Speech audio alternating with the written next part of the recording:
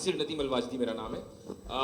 Javed sir आपसे question है infinite regret के ताल्लुक से। एक हाइपोथेटिकल सिनेरियो है, मसलन अगर आप सर माइक थोड़ा सा प्लीज क्लोज रखिए। ओके जी।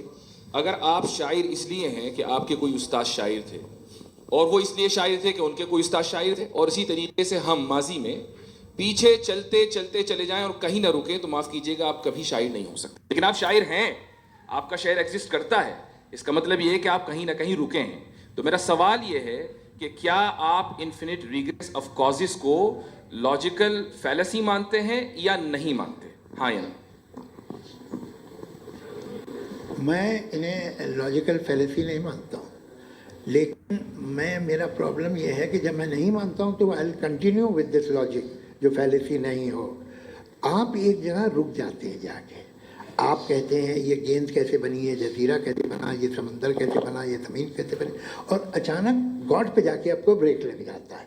एक बार आप सवाल नहीं करते कि भाई इनको बनाने वाला तो इनसे भी कॉम्प्लिकेटेड होगा, वो कैसे बना, उसके बारे में आपने इत्मीनान कर लिया, वो हमेशा से है। तो अगर आप उसे हमेशा से मानते हैं तो फिर ये मान लीजिए कि कायनात हमेशा से है, क्या तकलीफ है? फिर हम वजूद में नहीं आते ना? जी। हैं? हम मौजूद नहीं। अच्छा सर क्यों नहीं? मैं बताऊं प्लीज प्लीज। जैसे मैंने मिसाल दी आपके शेर की। आपका शेर कभी वजूद में ना आता अगर शायर इसी तरह चलते रहते हमेशा। जी माइक मेरे ख्याल से एक सेकंड। इन्फिनिट रिग्रेस का कॉन्सेप्ट क्लियर नहीं हो पाया है। सर रहने दें, लेट्स मूव ऑन। ठीक है।